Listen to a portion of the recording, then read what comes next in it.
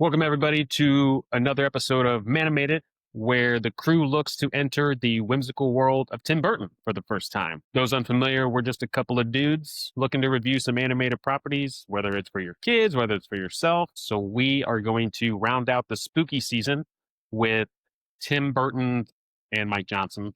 We'll have to reference some of that later. Their stop motion, gothic, fantasy musical Corpse Bride. Chris, I believe this was a movie we saw on vacation in Florida or something. I meant to ask mom and dad where we were, but I think we were on vacation. It might have been Really?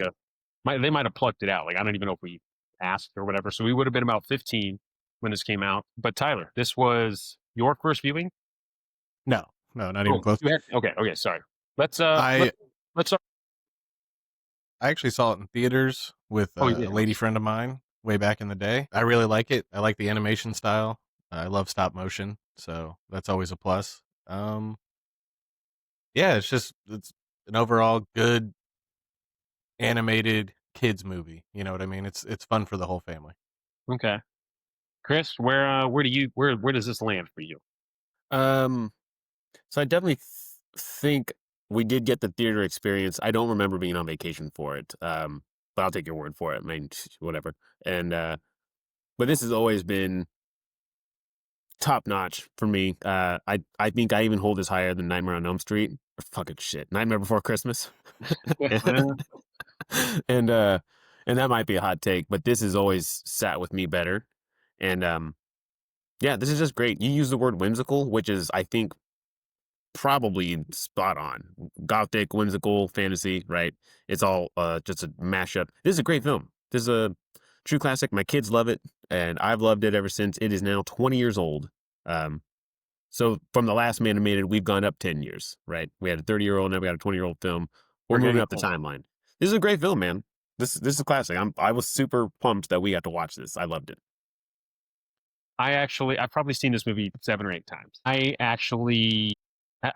think at the time I was pretty eager to get out of the everybody was so high on Nightmare Before Christmas. Like, Oh, yeah.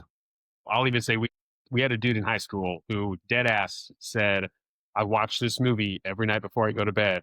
And I challenged him on that, and I was like, there's no way you watch it every night before you go to bed. And he was like, yeah, I do. Like, he almost scruffed me. Like, caught by the collar. Yeah, I do. All right, I know it was like the emo anthem or whatever for a while, and maybe still is. So I think for a while I was pretty eager to put this on top. I don't know that I feel the same now.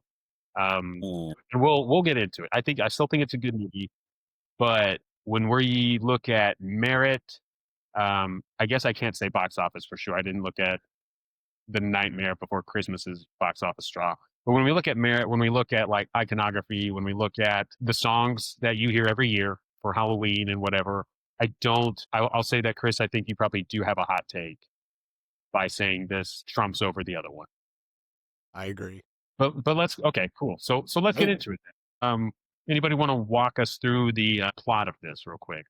Yeah, I'll take this one. Tyler, real quick, you said you agree with me, or you agree that I'm in the wrong? Or am I the unpopular opinion? I agree that Nightmare Before Christmas is better than Corpse Bride. I think. Oh, okay. Okay. It's not. I don't think it's way better, but I think Nick has a good point with like Halloween songs that you hear, and For sure, yeah. I agree that the hype with Nightmare Before Christmas may be a tad bit overblown, but I think it's kind of well deserved. It's a fantastic movie. Corpse Bride is good, but I find myself having trouble getting super interested in a story about a wedding. You know what I mean? Ooh, that's a good, yeah. All right, fair enough. I have a little more fun with the like spooky Halloween town and stealing Christmas and that kind of thing. I'll give you that one. Yeah, I'm well aware. Definitely, I'm in the unpopular opinion. Nightmare Before Christmas, I almost did it again. Definitely, when Halloween comes around, everyone looks to that, and then definitely Corpse Bride might be second. But just personally, to me, this one I think I just hold in higher regard, and maybe some of that hype train affected that as well. But your question was the plot, right?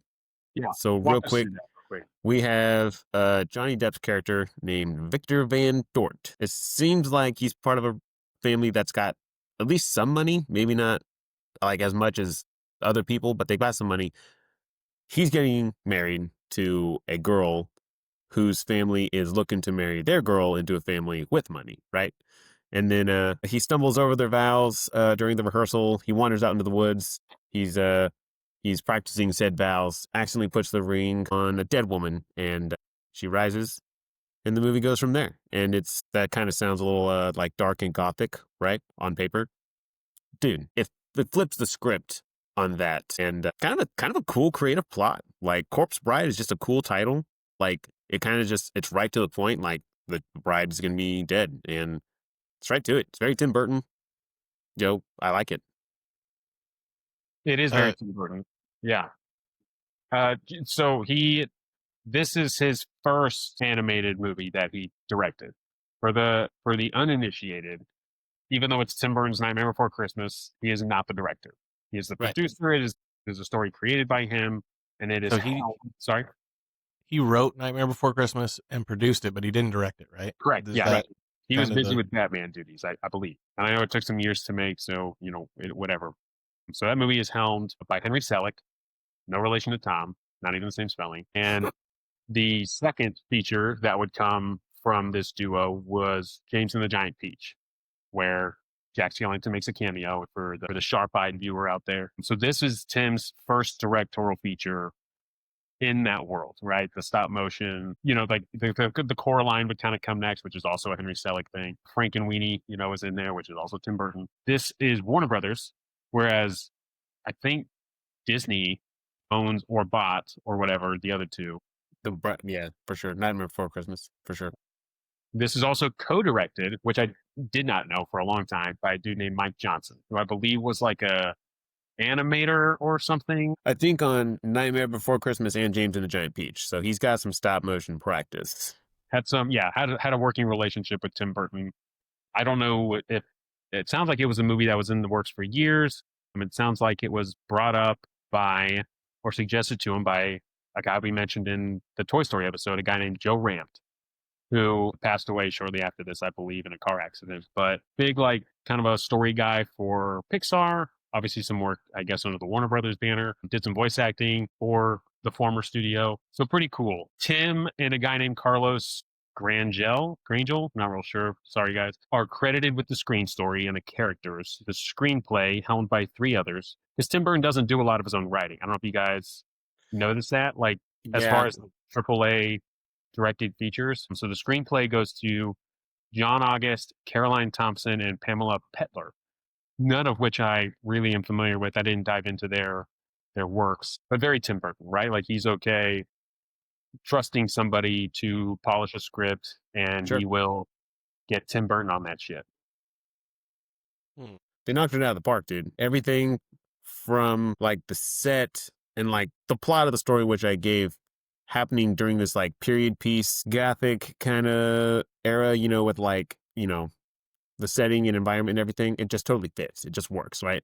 It's like the old Universal monster movies really just kick when they're set back in the past, not this like present day nonsense. Right. So this was a story that just really like all the ingredients just made something really special, like from the director and his style to the story and everything like that. I mean, just it was a complete knockout of the park, man. So let's dive into these characters, right? Like, let's dive into Depp's guy. Victor Van Dort. Kind of a bumbling dude, right? Like, not a lot going for him. Like, he's like, I've never even met her. Like, his parents are just like, you got to get married. And, he's like real timid. Doesn't seem like a bad guy. Just like, look, zero friends. I hate to say loser. Like, that might be harsh. I don't know. But his parents would definitely agree with you on that. Well, absolutely. Yeah. They weren't very nice to him at all. Like, the dad was just kind of like, son or whatever. But the mom was definitely a pushover. Or like pushed him over. I thought it was funny how they talked down on him so much, and he, obviously was kind of shy and timid and maybe down on himself. But then he's got 2 girls like fighting over him the whole movie. Very true. It's kind of a stud. Yeah. He's kind of got that shy, like emo, like hair. The hair's kind of always hanging over. He's got to flip it back, and well, he's got that like Johnny Depp '90s bad boys part. That like 90s heartthrobs had, They call it curtains, right? Curtains. He plays piano. He can like swoon these girls. He's got a lot going for him. Like, guy needs to think a little positive about himself, you know? Real some confidence goes a long way. And I feel like I knew guys like him in high school that were like, "Oh, nobody likes me," and then like all the girls are swooning over him, and he's, Yeah, right. it's just so hard to be me. It's just I'm so handsome and I've got mysterious, and I've got this talent that I can use, but I don't because that would be mean, but like I should do it. Like they got a dark edge to them. Yeah, Well, we very also don't know how old he is, right? Like any of these guys. ooh, But you mentioned it earlier because for a long good time point. I thought they were. I think in the first song or somewhere, the other family, the Everglots, she The calls them Everglots. Nova. She says something about them being Nova Riche, which is I guess French for like new money. So they're Yeah. fish merchants. The Van Dorts are fish merchants that have come into money through their trade or whatever, whereas the Everglots are old money who are now no money. So they're looking to elevate their status or whatever. We get Danny Elfman back, right? Like Tim Burton wasted no time, brought a lot of his homies. One of those big staples being Danny Elfman, right? Like he's on the horn for most of Tim Burton's stuff, Yeah, even for up sure. to Wednesday, where he does the theme music. But I don't think he actually scores the episodic stuff. No, I think it's just the theme. So that's super cool, right? And like Nightmare Before Christmas, Not on Elm Street. There's some good songs in it. There's only 4 songs that are actually sung, right? The rest is just like soundtrack and score and stuff like that. I have all Yeah. 4 of them on my 4 or Spotify. 5. They've been on there for a long time. Probably just as many as the Nightmare movie, but like he wastes no time bringing the whole crew. He's even got Helena Bonham Carter, who like he works with or did work with for like a long time, like in a Yeah. lot of stuff. Well, they And were actually, like the pairing of Johnny Depp and Helena Bonham Carter, like in Tim Burton movies, is also something that they've done, what, 3, 4, 5 times now? Something like that. It's always a success. did you hear about the alternative casting that it almost was? No. oh no. Well, I don't know how close they were to actually getting the part, but Jim Carrey and Angelina Jolie were considered for those parts. They would probably have been good in live action. They look just like those guys. Oh, Skinny, man. strong. Angelina Jolie's like a bag of bones. Like she looks like a corpse already, you know? Yeah, Okay, I maybe don't. not 2005, but That just seems like a weird pairing to me. Those two. Uh, like, I'm not against that pairing, but definitely, like what you said, I think that'd be better live action, you know? But yeah, that'd be wild. I'd see it, you know? So, I wonder. So I'd read Henry Selick, I guess, was circling this movie or something until Tim Burton decided to take it across the pond and went to London. Obviously, it's set in London adjacent or whatever type setting, but he took it across the way and did his movie there. So maybe that was how that was going to shape up had that been an American production or Henry Selick or whatever. That would have been interesting. You know, I don't know how either of them sing. It's not like neither of these roles really had to like really belt it out, sure. a Star is Born type shit or anything. The singing is pretty tame. Like I'm sure Danny did his best to find where they land on the scale musically and then, create sound around that. Right.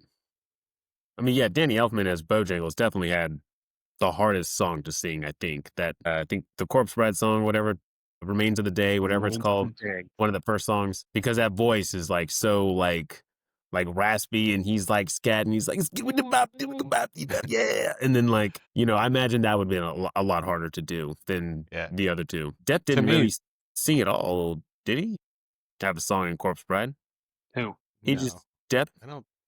I don't think he sung at all, but No, the first the town song, sings the first song, and then it's the Corpse Bride that has a little bit of End of singing. the Day, Helena The Bonham spider Carter, and the maggot sing that other one. Tears to Shed. Right, yeah. Like everyone else basically sings the wedding song. You mentioned Danny Elfman stepping into a singing role again for the uninitiated. He is the singing voice of Jack Skellington, which you probably wouldn't know if you weren't into film and shit. Chris Sarandon voices talking Jack or whatever, but Danny Elfman does all the singing. But we do get, and we mentioned it earlier, we do get the familiars, right? So Johnny Depp, Helena Bonham Carter. We also get Joanna Lumley, who plays Mom Everglot. She's in James and the Giant Peach. She's one James of and the James. wicked ants or whatever. Mm-hmm. We get Sponge or Spider or whatever. Yeah. Christopher Lee as Pastor Galswell. Galswell? Yeah, Galswell. We get Michael Goh as Elder Gut Good Nick. Gutnick. Okay, yeah, I see the spelling here. Elder Good Nick. Something Yeah. like that. From We the get Batman movies. a lot of Alfred and a those lot of Batman these movies. guys star in his. So he had 2 movies come out in 2005. This being one of them. The other that came out a few months before was Charlie and the Chocolate Factory. Almost everyone that I've mentioned is in both, and including Deep Roy. He's credited as Deep Roy. He is the Oompa Loompa Yeah. Blitz and Charlie and the Chocolate Factory. He plays General Bones Apart, the little dude with the sword through him that gets wielded more than once in the Right. film. Oh. So I thought that was cool. Like Tim pulled all his buddies along for both movies that year, gave them all work, which is dope. So what a good year for those guys. For sure. Yeah, this movie just like packs a lot of punch, talking about like, so Victor like goes in there and he's doing the rehearsal with what's the light chick? Victoria. That I got Victoria Everglatt, who seems like a total sweetheart, right? Like she's timid and shy, just like he is. She sits down with him and they have that cool little like they play the piano or something like that, or she sees him play the piano, whatever. And seems like there's probably a lot more to her. You know, she's just as scared to do that as he is. They don't even met each other. Her parents are also like total assholes, just like, you know, Victor's. And yeah, like, I don't know. Like, I had trouble at the end of this movie wondering, would I have chosen Victoria or would I have chosen the bride? Like, Emily was even dead, and like, not to be weird, she's total catch, man. Like, she had a cool personality. Like, she seemed total chill. She also played the piano, right? Like, you know, she had a lot going for her, and you know, maybe that wouldn't have been a bad choice. There wasn't a wrong choice, I think, in this question. It's just it comes down to, do I want to break the living girl's heart to be with this girl, or, you know, do the right thing and be with this chick because I've already promised to her and this chick's dead already. So, but I don't know. Am I wrong in this one, guys? Like, No. what do you think? I was thinking about the same thing as I'm watching it. I think when I was younger, I think I would have chose Emily. For sure. Like it seemed like the obvious choice. It's like, Seems oh, like she's so much. It's the right thing to do. She's so much fun and she's so lively. Oh wait, and, you know, did you say Emily? Yeah, I'm saying as a kid, I would have Yeah. chose Emily. Like when I was younger. Okay, yeah, I She's choose more Emily fun, now. and you know where she lives is more exciting, and it just seems like, I don't know, the more exciting pick. But then as I watched it this time, I think Victoria is obviously the right choice. I mean, just personality wise, they're more aligned. It just seems like they're like, you know, they're like a handsome couple. I think he probably wants to finish the rest of his life. You know, he doesn't want to just die. No matter how fun the underworld looks, For sure. you're still dead, and you never get another chance to be alive. So yeah, I was considering the same thing, and I think Victoria is the obvious choice. What about you, Nick? Yeah, like it's Victoria. Without a doubt, right? Like Emily, if he ends up with Emily, it seems like she's going to be the one that's like, we should go out and do A, B, C, D, and all, like, you know, give them this list of things that we need to do that's super fun. And Victor's kind of that guy that's like, you want to keep going, okay? Because I like, what do we had like a night in, or you know what I mean? Yeah, he seems more like a read a book by the fire type of guy. right, for 100%. sure. He's like, I was Yeah. playing the sweet piano. We could just stay in and do that. Or you're literally you want to go party again? Okay, yeah, well, I guess we can. But maybe, like you said, I think Victoria is the right choice, and that's who I thought you meant at first time. That's why I said she's the safe choice. She's the right choice. But like, maybe you need Emily to get you out of that shell, man. Maybe Victor wants to go out there and dance and discover a new hobby. You know, maybe he wants to salsa dance while he's dead, or like, looks like there's a lot of cool shit to do down there in not hell, but like not on Earth, middle ground, wherever you're at, you know. Right. I was kind of wondering about that too. Well, you make a good point about her bringing him out of his shell, but I also think that Victoria's pretty repressed, you know, so maybe he could bring her out of her shell. Sure. Yeah. And she's already more of his speed, kind of. I Yeah. honestly think he would be happier with her. Yeah, you're not wrong. I just think I would have maybe have chose Emily over Victoria. But like I said, there's no wrong answer. Victoria's definitely a sweetheart. You know, it seems like she would do everything, you know, that you need a wife to be, and it feels like Victor would be everything you need a husband to be. So they're match made in heaven. Go them. Did you guys kind of think it was weird that Victor just kind of goes whichever way the wind blows? Like Yeah.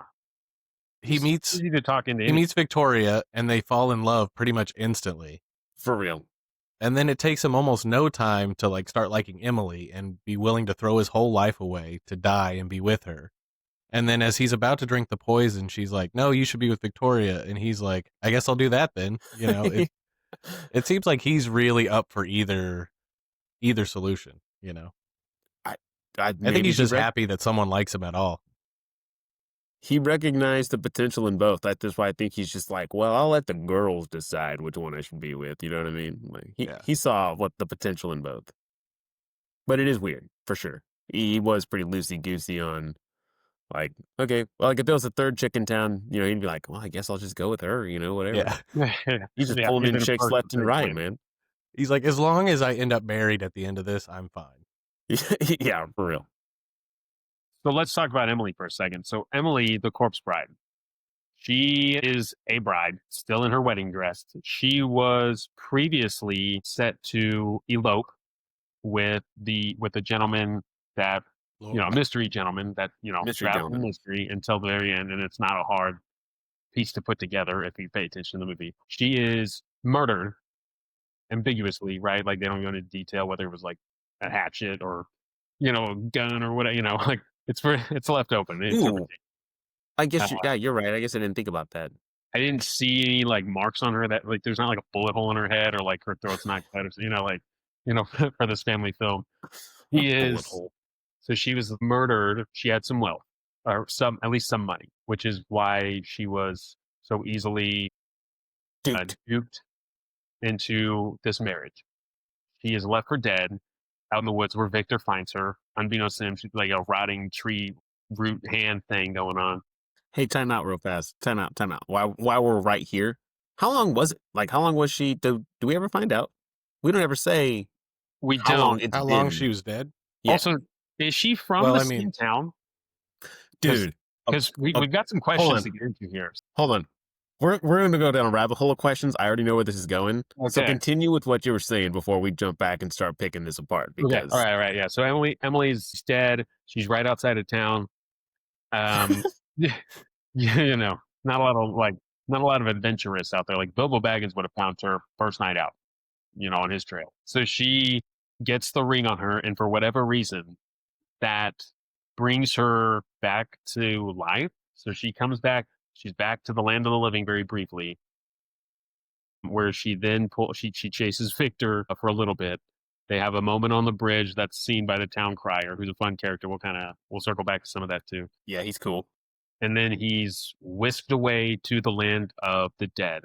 A very Tim Burton device where like the land of the living is this boring, dull, gray, almost like London vibe style, and then the land of the dead, I guess, is that what they call it? That's where the party's at. That's where the party's at, right? So everybody's got a little color, everybody's got more flavor. They have a bar. It doesn't seem to be very big. It also doesn't seem to be very inhabited, which makes it seem like is everybody there from this one town? If there's people that die every day, so where are they at? Like I had the same question. When they come back at the end of the film, everybody's pretty much got like a, hey, Ma, Grandpa, the fucking dog has a, like, his old dog is there. So this is going to unpack a lot of questions that I hope we can throw out to the thinkers. Yeah, we're going to get there. But it's in the land of the dead that he starts to really find out the shit he's in and what needs to happen and what's supposed to happen and blah, blah, blah. So back in the land of the living, we enter Lord Barkis. He was Barkis Bitter, played awesomely by Richard E. Grant, and I don't know a lot that he's from, but I do know he kicks ass as like OG Loki in season 1. He's got this awesome like glorious purpose moment. If I were to get like a Marvel tattoo, I thought that would be something to get, like glorious purpose. It's super cool. He gets like a full power scaling in this episode. He's also, I think he's in Saltburn, which is, I know, a movie that made waves, a few years ago. He's in Death of a Unicorn. Oh, is he? Like, the Jen Ortega most film? Recently, yeah. Okay. He's a cool dude. So he plays this part very well. He probably also would have been good in a live action version of that. Lord Barkis, spoiler, is the former husband murderer of Emily. We find that out at the end. But he's a dude that's very much in it for money. He looks to marry Victoria to enter what he thinks is her familial wealth. Is Emily's last name Bittern then? Because she married this guy? Like, would it be Corpse Bride Emily Bittern? She never gives a last name, but like as soon as she said Bittern, if she was like, I'm Emily Bittern, like everyone would like, even Victor would have been like, wait a minute, I just met some dude named Barkus Bittern. Holy shit, this is a small town of like 35 people. It's got to be the same guy, you know? Connection, whatever. We're gonna pick this apart here soon. Go ahead, Nick. Continue. I mean, that's pretty much it. So from there, we get the kind of like dual landscapes of like Victoria trying to figure shit out in the land of the living. Where's Victor? Like, why would he do this? His parents are all like, oh shit, they have till dawn to find him, or it's game over. She's marrying Lord Barkus. And the land of the dead, Victor is in the same spot where he's like, oh shit. He gets news that Victoria will remarry. So he's like, oh man. So he kind of plays his hand a little bit with Emily and redupes her to get back to the land of the living, to on a lesser scale, to get back to the land of the living and figure out what's going on there, try to salvage that relationship. We meet Michael Go along the way. He's the dude that's like, hey, drink this crazy shit or whatever, and you'll go back to the land of the living or whatever's going on. The haunting of something. Yeah, it was a Ukrainian haunting spell or something. Yeah, like yeah, that's right. Ukrainian, because it was like wasn't even like a liquid. It was like a smog that like encompassed them. That's right. It took them up there, and we're gonna dive more into that later on because I got some questions. But I love the little bit he does where he's mixing up the potion, and you're like, oh yeah, he's really getting into it. He's really making this potion, and then he just freaking drinks it himself. And where were we? You know, there's that was one of my favorite bits of the whole movie. I think that one's a good one, and there's just a lot of humor that like isn't just like just stupid funny or like just like really animated to be funny. Like the thing Tyler just said, even the line where Emily gives Victor Scraps, the dog, like his old dog or whatever, and he's like doing the tricks. He's like, play dead. And he's like, oh, sorry. You know, and it's just like this, something like adults would like chuckle at, but kids are probably like, I don't get it. The dog's already dead. You know, like, you know, it's just, the humor is really subtle. And I think that adds to like the charm of this movie.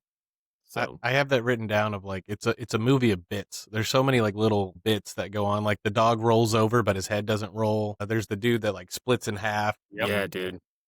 Then there's like you were talking about the guy on the sword where they like wield him like a sword, or he drinks something, they pull the sword out, and then they take the liquid out of him, and you know the other guy drinks it. Yeah, he like drinks it and it goes through the hole in his stomach or whatever. Yeah, there's a lot of physical comedy. Even the maggot throughout the movie inside her head kind of repeatedly has like, you know, if I wasn't just inside your head, I'd say you lost your mind, you know, shit like that. Yeah. Right. I think that's a strong point to this movie. It clearly looks like there was a lot of like fun writing for these characters who are all dead, and you can kind of play into that. Yeah, 100% I agree. I'm glad you guys brought that up. For sure. I'm glad you mentioned the land of the dead being like a party atmosphere. Because, like, the start of the movie, like, I could almost see why a kid would maybe be turned off. Like, it's super dry. Like, it's super almost uninviting, like, in a sense. Like, you kind of got to know what you're getting into going into this. Because, you know, you spend it almost in fucking black and white the first, I don't know, man, 10, 15 minutes before you hit the land of the dead, right? But once you hit the land of the dead, dude, the color pops. The color is, and there's really, it's just like blues and greens, some yellows, maybe some purples. But, like, so not like every color on the rainbow, but the colors that they use really pop and really bring that land of the dead stuff to life. And even when it's like the stuff, right when he animates her, puts that ring on her finger, like all of a sudden, like the sky is like blue and like the moon is bright. And like those scenes where like she's like approaching him and like kind of the lights behind her, like lighting her up, and she's like wisping through the woods, like looks really beautiful to look at. It's like a painted canvas. The color in this movie is just next level. I've always loved it, and I think it's one of the appeals to it. And I think it balances it out well with that black and white beginning that that you kind of have to sit through to like get to the juicy parts. Yeah, once you get to the land of the dead, the movie really comes to life. You know, Tyler with the win. Tyler with the win. There you go. Yeah, I liked that aspect too. Like the land of the living being so depressing, and then the land of the dead being so fun. So is it just that all the fun people have already died, or once you die, do you just lose the weight of being alive so you can have fun again? Like Well, is man. it the people that make it more fun, or is it the fact that they're dead that makes it more fun? Well, man, fuck me. That's a good. We're really getting into like some questions here. Okay. Yeah, we are. Anyone who is there in the land of the dead, why? Why? Is this like they all have unfinished business? Are you only there? Nobody's ever like, we're here because nobody uses the term unfinished business, right? But that's kind of I was wondering. I was like, did they say that in the movie? no, they don't. But we don't know why any of them are there. Like True. it's all part of the like unpacking of like, so like the headless waiter guy who's a lot of fun. I think Paul the waiter. I've got it somewhere in my notes. The French Oh, waiter that's yeah. like a head. Paul the head waiter, he's also voiced by Paul Whitehouse, who a lot of these characters do dual roles in this movie. So like Yeah, they do. Paul the waiter is voiced by Paul Whitehouse, who voices William Van Dort. So Dad Van Dort. Dad Van Dort. I'm sorry. Yeah, Dad Van Dort. Yep. And he also voices Mayhew, who is the cab driver who dies with like the bulbous Has like nose. the So heart attack or he whatever takes he on has. Yeah. 3 roles. Mom Van Dort is also voicing Hildegard, who is the maid, right? the maid, right? Albert Finney, who voices Dad Everglot, also voices Grandfather Everglot. Not hard to pick. He's also there. He's just like, where do you keep the wine? He's basically playing the same character. The spirits. Where do you keep the spirits? There it is. Yeah, Jane Horrocks, who voices the Black Widow Spider, another kind of fun character, and hell of a seamstress, also voices Mrs. Plum, who is like the like a new arrival. Oh, that's right. Yeah, yeah. So it's cool that they do kind of a Simpsons thing where everybody takes on multiple roles, and I think that's cool because you really can't tell that a lot of these guys are. The last Oh, one, for sure. the last one being, where the fuck is he at in my notes here? Jesus Christ, a guy named N. Rytel, I guess is how you say it. So he voices the maggot, who's like a super fun, like like kind of character, and then he also voices the town crier, a complete opposite, loudmouth, like Van Door wedding fucked by this guy who marries corpse, like a complete role reversal for that guy, right? Yeah. I think that's super dope that these guys are able to take on multiple roles. It's seamless. Nobody's ever like, that's the same guy who did that role. Yeah. Yeah. What a banger. For sure. Yeah, this is really also. It seems like this is a movie of side characters. Like, I feel like all the main characters in this movie are the most boring. Like every side character, down to the butler, the town crier, the maggot, the spider, like all the side characters are fun. And then I feel like the parents and Victor, Victoria, and even Emily a little bit are just like not as fun as all the side characters. I agree.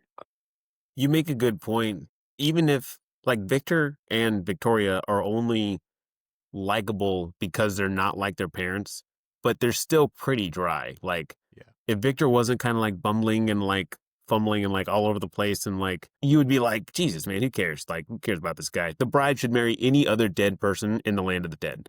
Like, Right. for real. And same with Victoria. She's timid and meek, which is like the complete opposite of her parents, which I think is part of the draw. She's also like fairly cute, you know what I mean? So like her, because her mom and both Van Dort's mom look not. I wouldn't go for him. And so like outside of those small differences between their parents, they would also be just like the rest of the town, just kind of like dry, just like meh, whatever. Outside the crier's awesome, the town crier. Yeah. But it's a good comparison though. Do you guys have a favorite character in all this, or some characters that were your favorites? I actually dig the maggot.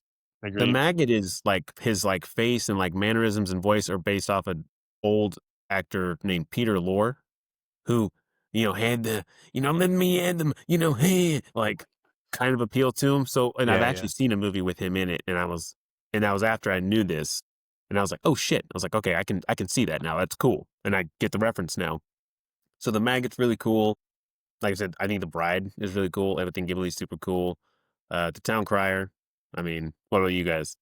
Yeah, you're taking all the good ones. Sorry.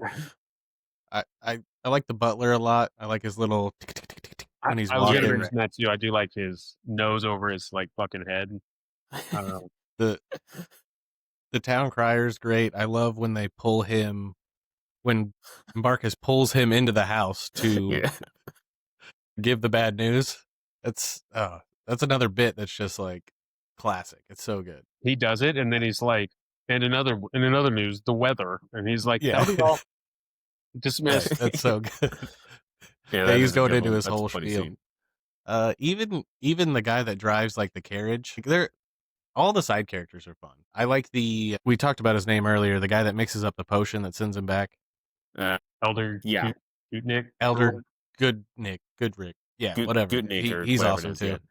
So one of those, I don't know, the maggot, they're all awesome. Nick, I will second all of that and add in Bone Jangles. Shit. that's a How have you great missed pick. that? He was the one I remember when we're sitting in theaters watching it, and I remember like weighing like, do I like this movie? Do I not? There's less, I think, singing than there is in Nightmare Before Christmas, right? So I'm waiting for that first song to like, is any of this gonna be any fucking good? Like, am I gonna want to sing any of this shit out loud later? And then we get his song, right? Remains of the Day. And it's awesome. It's like a cool, like ensemble bit. He's like working all of his like skeleton crew buddies. He's got that jazzy, whatever. It's super catchy. Yeah. Yeah. It is catchy, right? And That's the best to song me, in the movie for sure. okay.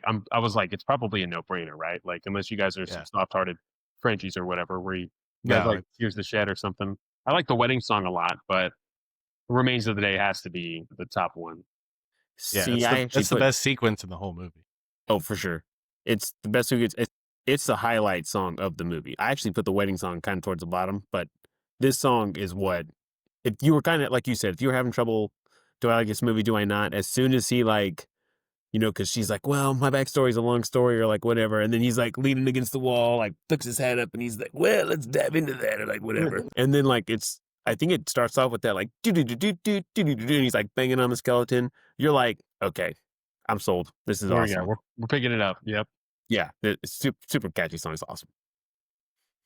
What do you guys think of? So our main couple characters are voiced by people, obviously A-listers, right? They're not like your typical. They're not like staples in the voice acting community. How do we think the cast did embodying their characters? Across the board, awesome. I think they were all. I mean, I don't have one complaint about any actor or how they did their character. Even the Everglotts sounded great, being all like snooty and like, and then like the Van Dorts, you got that like meek dad that's like, honey, and then the mom is like wearing the pants in the relationship. Depp and Carter both captured the essence of their characters great. There's not a complaint at all for me when it comes to that. I don't have any complaints. There was one character, Lord Barkus. I heard of some, like 2 other names that were considered for those parts. And while I think the guy that played Lord Barkus did great, I really would have liked to see one of the alternatives do it, see what he could have done with it. Alan Rickman was considered. Oh, you're right. Man. Alan Rickman would have been so good. Kevin Spacey was also considered. That also I think all 3 options would have been awesome. But Alan Rickman, for me, I love. Dude, he'd have brought it home. I really think it would have been interesting to see his take on it. I mean, we know what his take would be. We've heard his voice. He doesn't really have more than one kind of style. You shut up, said, Potter. Yeah. You said Rickman, and instantly, like, I was like, oh man, yeah. Like, I could instantly, even they don't got to change a thing about that character to fit Rickman. Like, he could voice that animatronic. He could have done the lines. They could have switched switched it out one for one. It would have been perfect. Yeah, like he would have nailed. That would have been a great choice. I wonder why he didn't offer him that, because he worked with them later on Alice in Wonderland and stuff. So commitments, maybe like Harry Potter going on. Yeah, at that point, sure. right? Like Other Harry Potter obligations fever. for sure. Yeah, but when I heard that, I couldn't unsee it.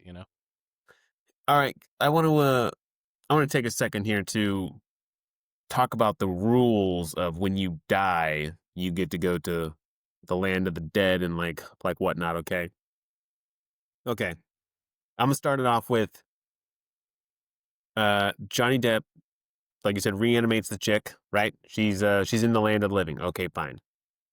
He passes out, right? Or he knocks himself on a tree. He passes out, something faints, whatever. They wake up in the land of the dead. How? Okay, I don't know how, right?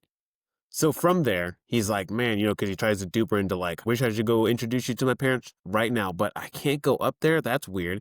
And she's like, well, turns out, old bag of bones over there has a potion you can drink, and it's gonna take you up there.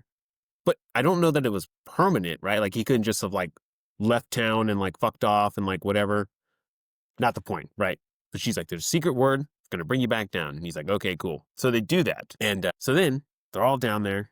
And he's finally like, I'm going to marry you, right? I'm going to give up my life and I'm going to do this. So we're going to take the whole town upstairs. How the hell do they get up there? Do they all drink that like haunting in Ukraine stuff or whatever? And B, why the fuck do they start appearing in the houses and stuff? Like they start coming out of like the shadows of like the dinner scene there, and they're all coming out of like houses and stuff like it's The Walking Dead. And then to top that, I'm going to add another question for you guys here, right? And then we can just discuss this whole thing. When Barkus drinks the stuff at the end, he dies right there on the spot. Okay, cool. But why does he not go to the land of the dead? Why does he just stay right there? Is it because everyone else that's in the land of the dead is now up there and he's got like some like land of the dead, like herd immunity, and he's just like, I can be right here in the land of the living? Like, how does that work? Like, I was confused on a lot of this, guys. You're raising a lot of good questions because Victor never dies. So, right, how did he end up in the land of the dead? And why can't he just leave? And why does the code word bring him back when he's not dead to begin? These are all great questions. I honestly didn't even think about a lot of them. I'm so wrapped up in the story that I guess I miss. Well, the land of the dead obviously is also, it seems to be its own like layout and own venues and like it's not like it's a dead version of the living. It's like that would be like a carbon copy type, like just I guess not like colorful but whatever. But the tavern that's on 3rd Street is also here in the right. It's not the Upside Down. It's its own fucking place. Right. Like there's got their own original. Like Paul the waiter probably built that fucking bar he's in. Like it's really weird. Like how what and how big is it? Like who else is there? There's a lot of questions surrounding the land of the dead that like don't make sense, and it just leaves you like wondering if you're going to put a comb through it all. You know what I mean? Like right.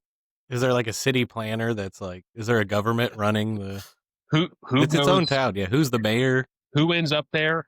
How they end up there? How long are they there for? So you mentioned Emily's death.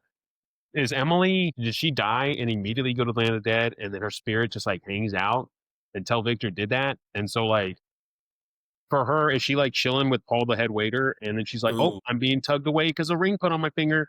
I'll be back though, guys. And then she like some of that because everyone seems to kind of know her, right? Yeah, for sure. I mean, so you got your whole Jazz backstory, so backstory. She even knew Victor's dog. She's like, hey, I brought you a gift. Here's your dead dog. Scrap. What is so? If we're gonna talk about like happy anniversary, if we're gonna talk about like purpose, what is Scraps doing there? What the fuck does a dog have to do with like does Scraps die with unfinished business? Like why would he even be there? And can they just pluck anybody's old bones out? And some people are dead with flesh, and some people are straight up bag of bones. Like how long has Bojangles been down there? Well, like you've got Bojangles, you've got those other dudes that are just like pure skeleton, but then you've got like you're to assume they've been down there for a while, right? Like enough to fully decompose. But then so you got Corpse Bride who I don't know, man, like if I had to put a number on it, I'm gonna 20 years, 25, 30, who knows, right? So, but she's like decomposing in some areas and stuff. But then in the land of the dead, you got like the Napoleon Bonaparte dude and like that other red, like old colonial looking soldier guy. Like that time period don't fit that time period, right? So they're from farther back than she is, but not as far back as the skeletons are that are fully decomposed. Like how the fuck y'all end up there? Like it's weird. It doesn't make, I don't know that it makes sense. Thinking about it, we get one line when the dead re-enter the land of the living, and it's like what you said, like they're coming out of the woodworks. I thought they were gonna flue powder in the way the fireplace kicked up all green. I was like, oh shit, it's some Harry Potter stuff. But they just walk right out the shadows. Like so the fireplace was just theatrical flair, I guess. They were like, spike that shit, here we come. Ooh, that's true. But that one guy, like they kind of corner that old lady who's like going Yoda with the walker, and he's like, "Dave, it's me, Gertrude or whatever." He's like, "Hey, it's me," and she's like, "Whoa, fill in the blank. You've been dead these past 15 years." Like, I don't. It's just a bigger question of like, does your soul or essence really just hang out there until like I don't know, like and just because you meet up with somebody from your former life, that can't be like the end of your chapter. Emily somehow gets a farewell send off at the end by see, this is another thing too. So It did make sense. Yeah. I Barkus know where you're going. dies. It did make sense. Barkus dies. But then like the rest of the village are like new arrival, and they're gonna like fuck the shit up. They're going to re-kill him or something? He's dead. So what do you like? Is she gonna put him in a stew? Like is Right. she gonna chop him up? And why? Man, I don't know. None of Emily doesn't come back, and none of the town people seem to know who she is. She obviously had some money, but nobody's ever like, Ooh. "Yo, wasn't that Emily? I went to high school with her. That's crazy. I heard she got married. Now she's dead. Now she's back. What's going on?" For that matter, nobody seems to know Lord Barkus. Like the Van Is- Dorp and the Everglots have been there, but like nobody's ever like seen you around. You know what I mean? Maybe So, go on. maybe Barkus married her in a different town and then brought her to this town before killing her. True. We'll never He know. could have. And and Chris, you said something about 25 years. I don't think Emily's been dead that long. My guess because was Barkus like is still out getting 3 or married and 4, stuff. You know, yeah. Well, I think it's Barkus, been pretty recent for Barkus just Emily. he just looked older, right? So I was just like, maybe Yeah, he looked a little got bit her, older. But like also Emily's parents, are they like not alive? Are they in from whatever other town she's from? And if Barkus married No her, Emily. because they would have had to complete the marriage for him to get access to her money, right? Has he just been riding that this whole time? He's just been like playing bachelor with like dead wife's money and just looking to prey on some other chick. Was it Emily and then Victoria's next? Were there middle chicks in there? Like, I don't know. This guy seems like a sleaze that would do this to multiple people. Maybe he's really good at making the satchel of gold and the family jewels stretch. You know what I mean? Because Bone Jangles in his song says that Emily fell in love, but her daddy said no. So Oh. she had family. So she must have ran away from another town. Well, I mean- or her family's dead, but like, it doesn't seem like again anybody's like, "Yep, that was definitely Emily," and that's definitely Lord Barkus. We're asking too. I didn't even think about all these questions. I had questions to ask, but now we're like, there's a scroll getting of them into it. now that we need answers for, and I got to shake down Tim Burton. Well, even like, so to me, Lord Barkus strolls into the rehearsal that's going just piss poor for poor, like, Victor, right? Like, he just cannot get his shit together here. He's got stage fright. Barkus just, like, strolls in there and he's like, "Oh, yeah, sorry, I was never good with time, but, like, here I am, I'm just gonna sit and watch."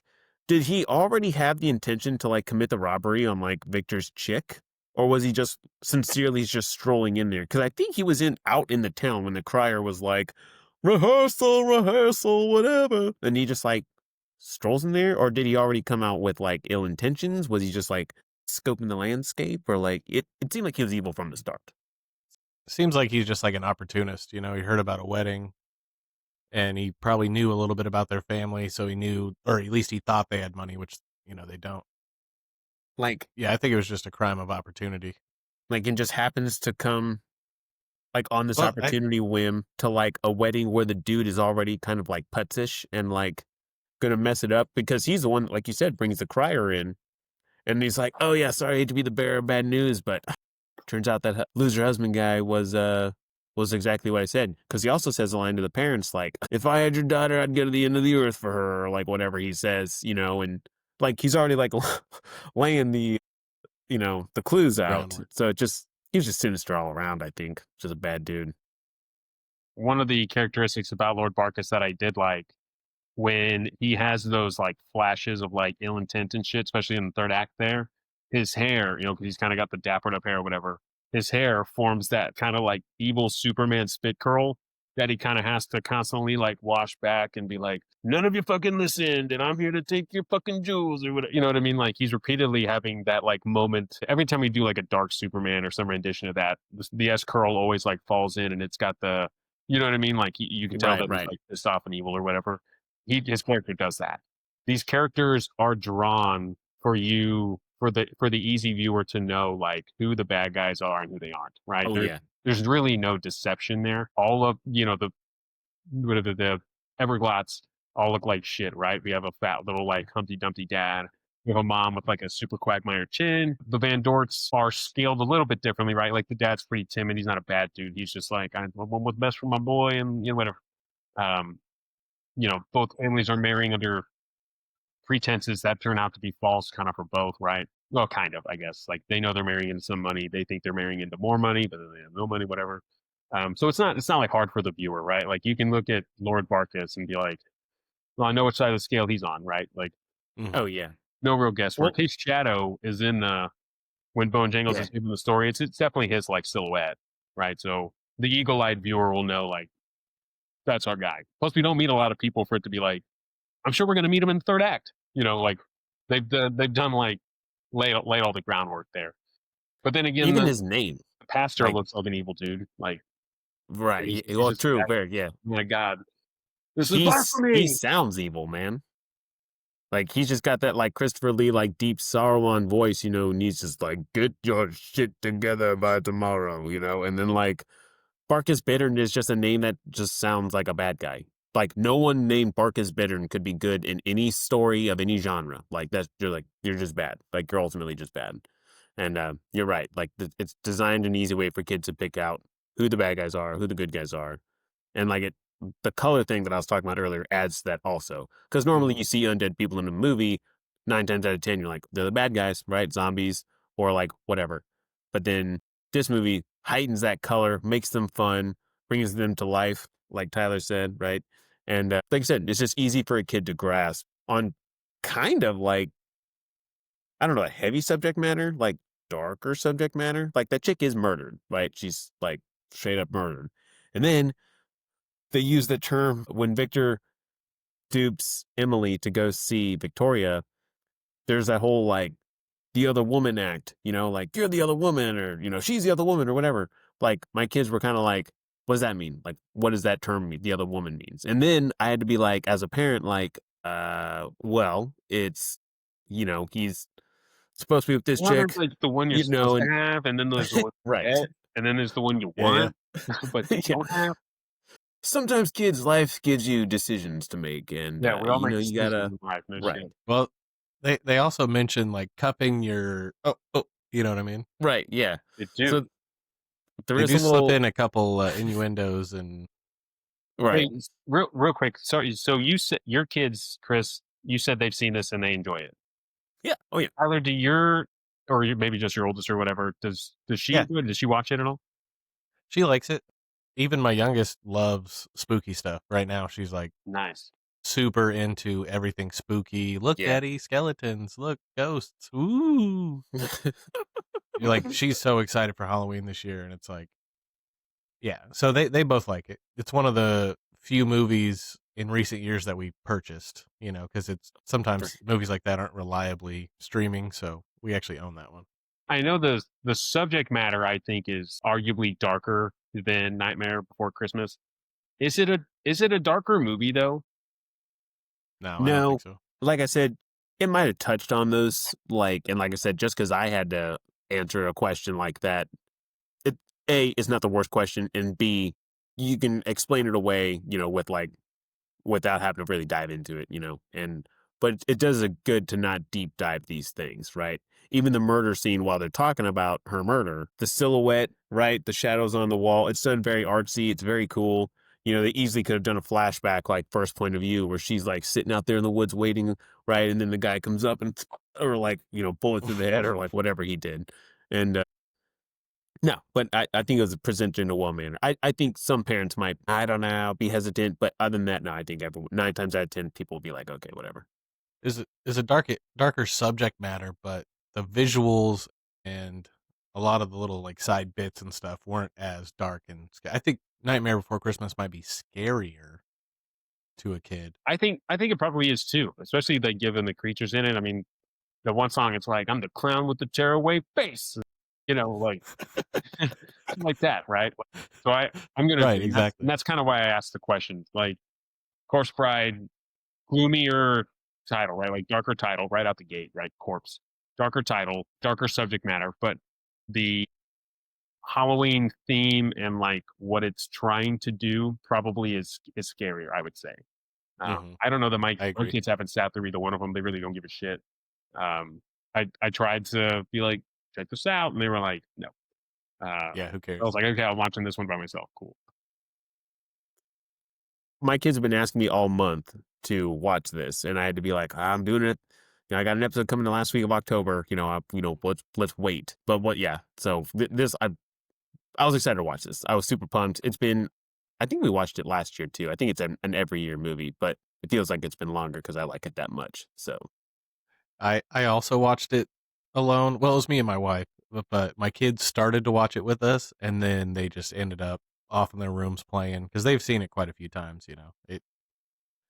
They have trouble focusing all the way through a whole movie. So we'll start a movie and then they'll get distracted. Like we were watching Onward the other day, and me and my daughter were sitting eating popcorn, and then like halfway through the movie, she's off doing something else, and we and then you're switched it. We left. didn't even finish the movie. Oh, you didn't sit there and finish it like Well, I would have. I've I've been seen like, it all right, before. Well, I've seen it before, and true, I true, was only watching it to watch it with her. Yeah, once they tune out, it's like, well, sure, yeah, my assignment's over here. Yeah. yeah. Time to put on some adult horror movie that I can watch. So yeah, So which this was which a do you like cool. better? Do you like Nightmare better or Corpse Bride better? Like I said, Did I we already prefer asked this? Corpse We might Bride. have tackled this at the beginning Yeah, of the Yeah. episode. Chris had the hot take in the beginning. Yeah. Sorry, guys. This was the viewing for me to seal that deal and say that I'm going to say Nightmare Before Christmas is a better film.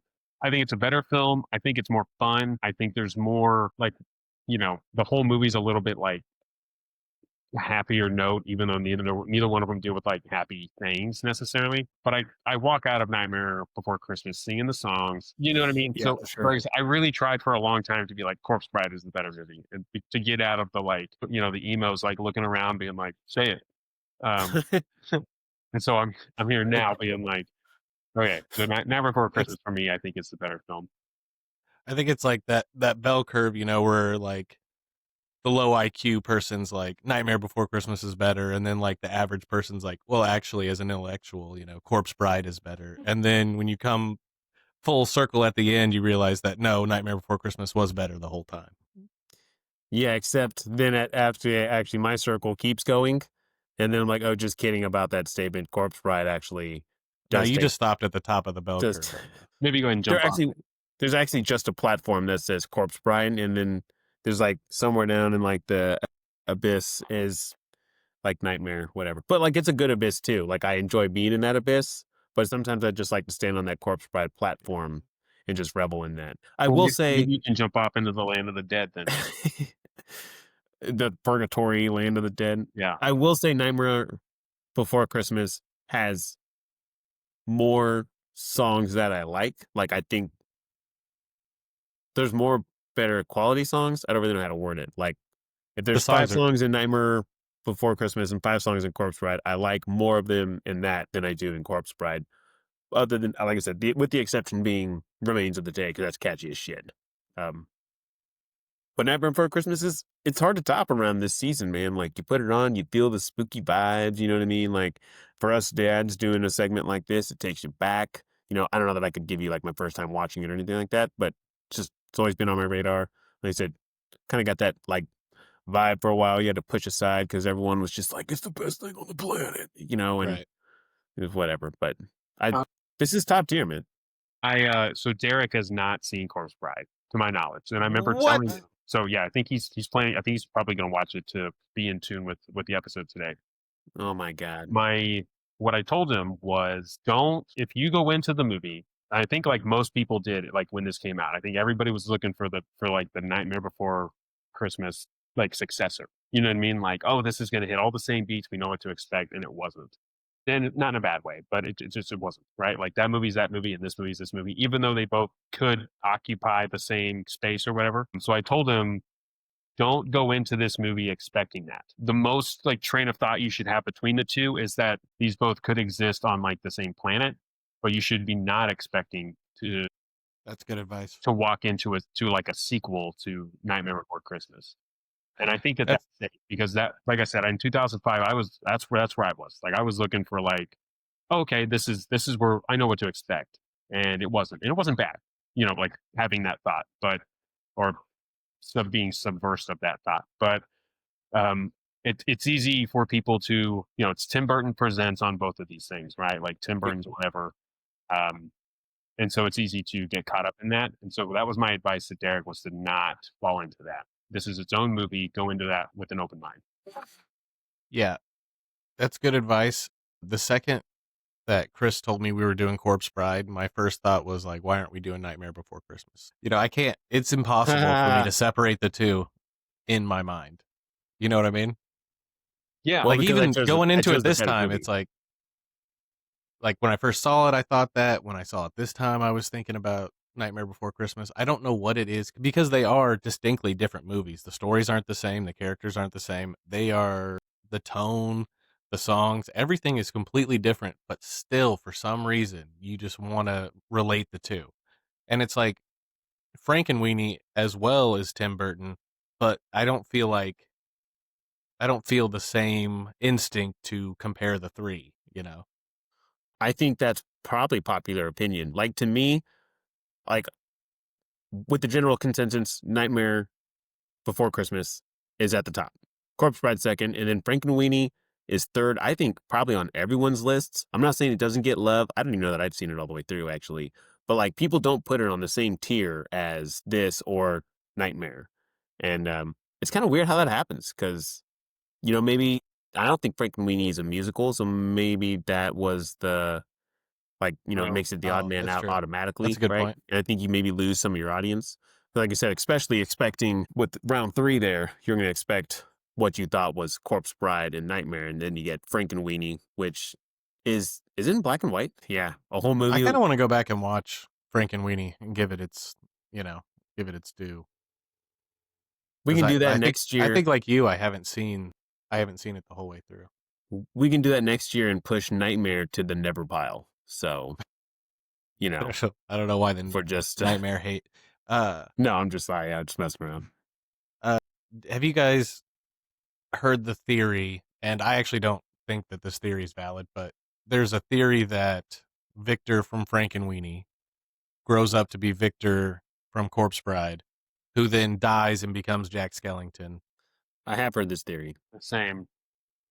And then there's the similarities of like the dog, even And though the dog has Zero 3 different names, because it's You're right.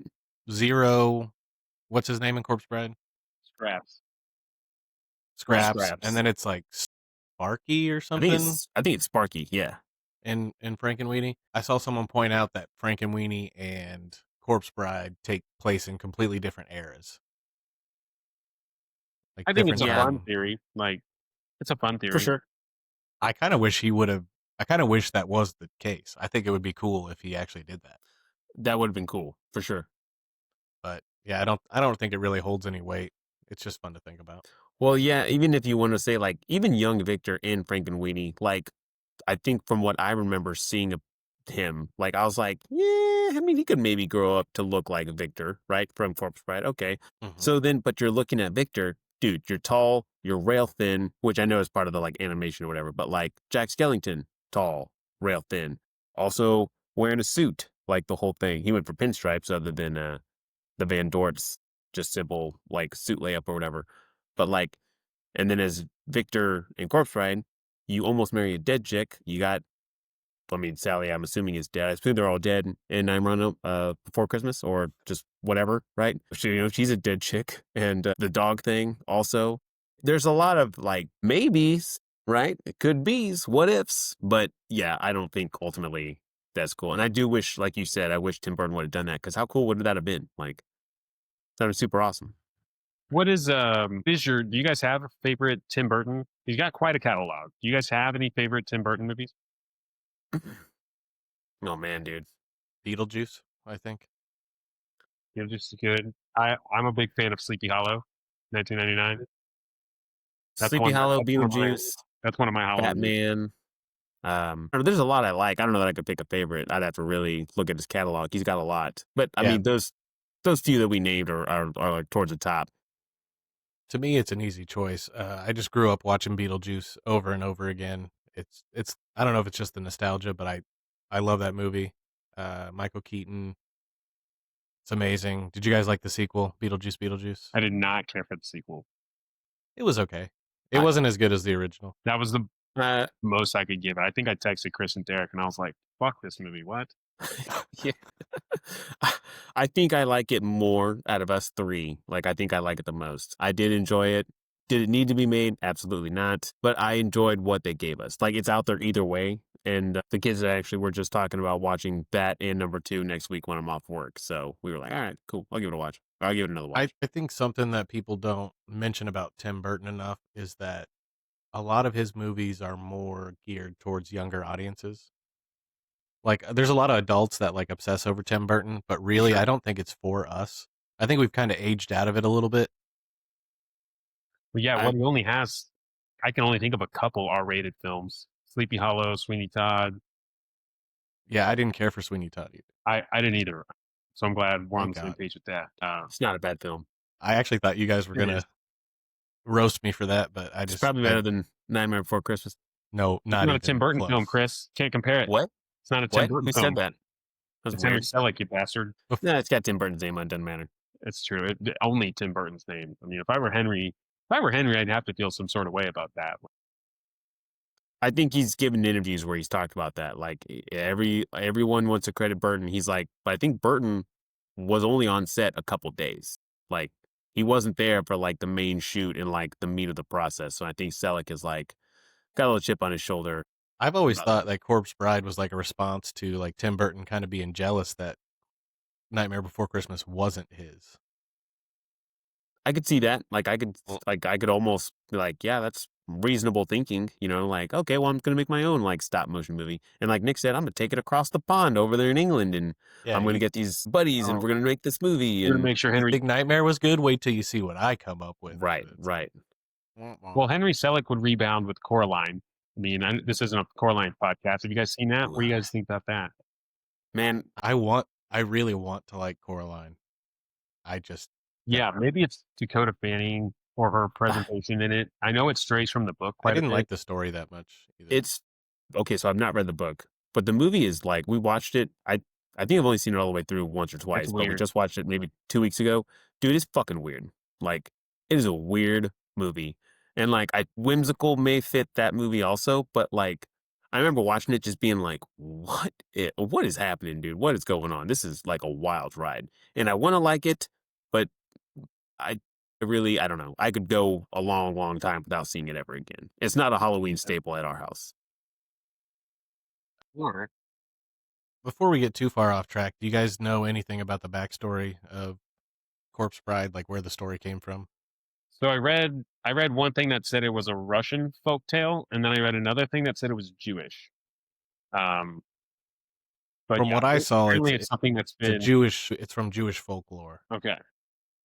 There was some TikToker recently, or maybe not that recently, depending on when the video that I watched was made, that claimed it was from this story, The Demon in the Tree. Burton himself has admitted that it's inspired by Jewish folklore, but it was actually a different story called The Finger.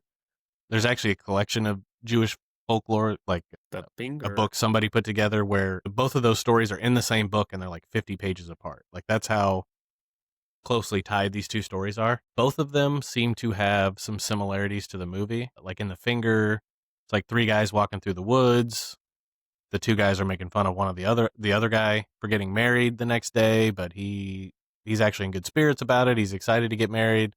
So he starts doing a little bit and puts the ring on a finger that's sticking out of the ground. The corpse bride comes out of the ground. They run away. They swear to take the secrets to their grave. And then during the wedding, the corpse shows up, explains that, it's pretty much exactly in the movie. He's bound to me. He proposed to me, whatever, or he read his vows to me. So the rabbi, because this is in this folklore, it's Jewish, not whatever Corpse Bride is. The rabbi hears the story and takes the case to the court of rabbis. I didn't know that was a thing, but apparently they have a court. The bride says the marriage needs to be recognized, and allegedly that this story has a big emphasis on consummating the marriage. Oh, Apparently, she says that she was never married in life, so she was denied her hour of pleasure. But ultimately, the rabbis decided against the corpse, and the wedding was uh, null and void. In contrast to that, the demon in the tree, kind of similar. Two friends hide and seek in the woods, finger sticking out of a tree trunk. The one friend thought it was the other friend, so he decides to play a joke on him and puts a ring on his finger. Kind of gay. I don't know.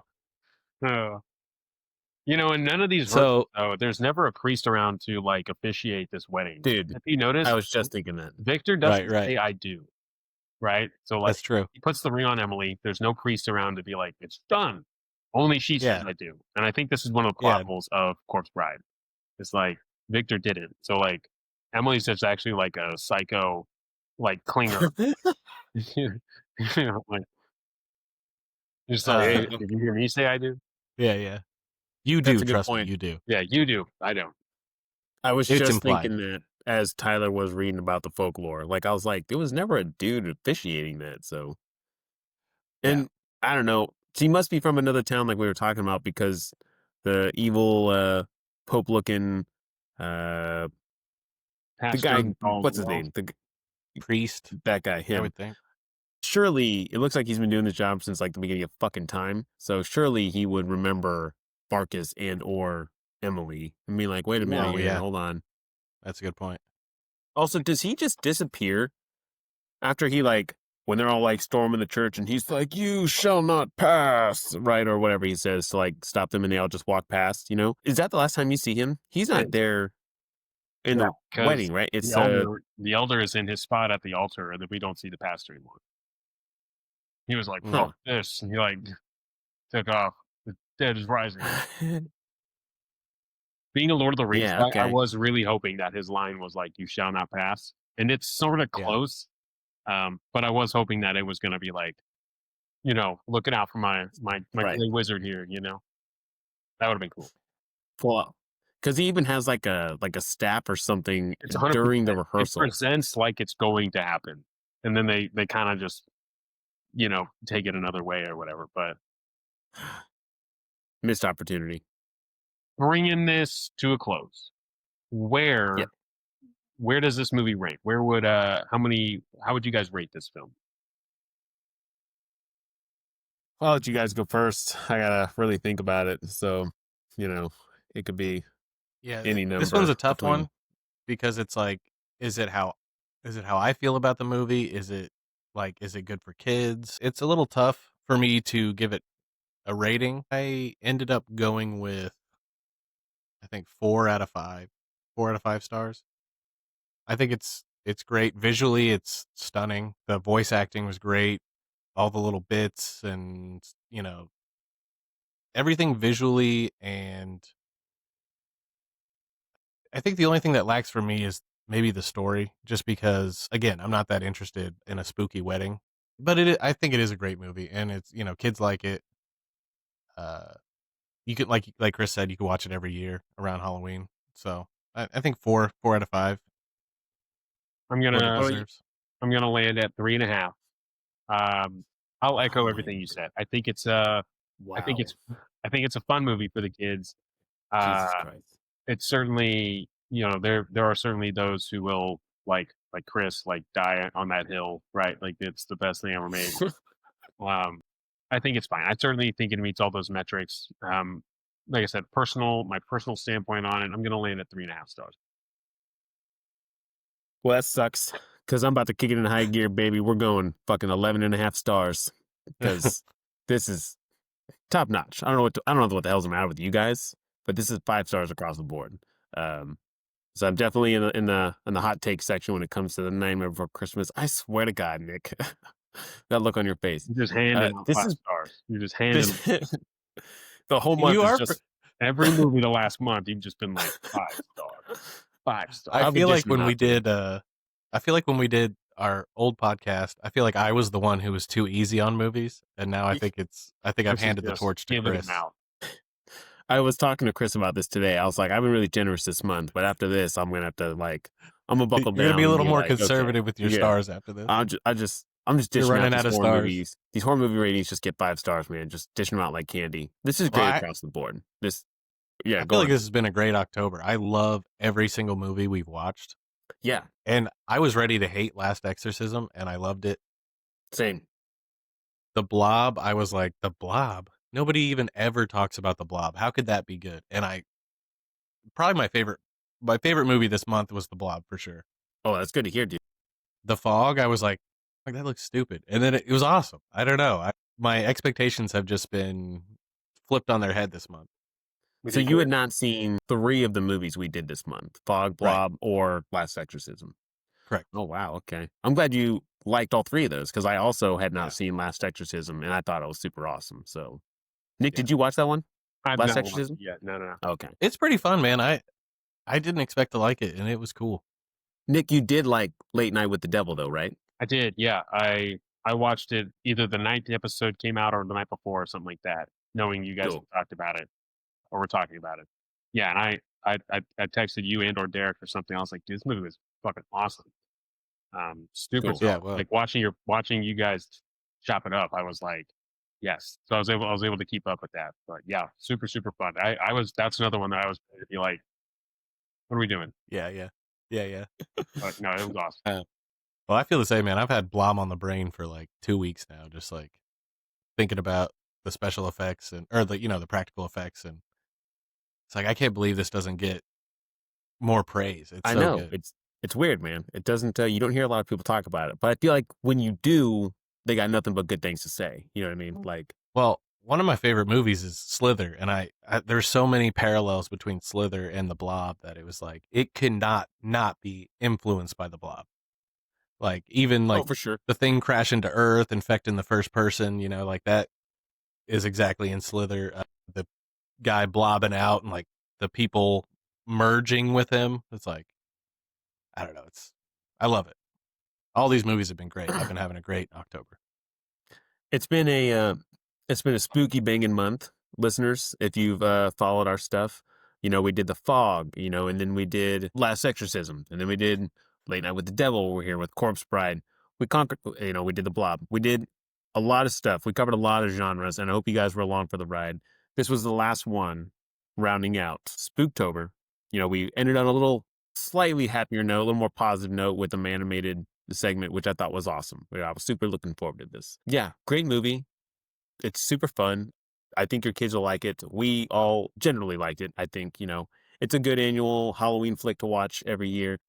If you like what we're doing, check us out. We're on YouTube. We're on Amazon Music. We're on Spotify. Check out our Instagram page. Check us out. Like what we're doing. Subscribe. Think outside the box office and check this one out. Nick, I believe you said it's on Max. Disney Plus. Sure. It's on Max. Okay. Yeah, it's Warner Brothers. It is on Max. I actually own this one, so I was able to watch the DVD, which was awesome. I also Check this out. This is super cool, super fun, and we will catch you next time.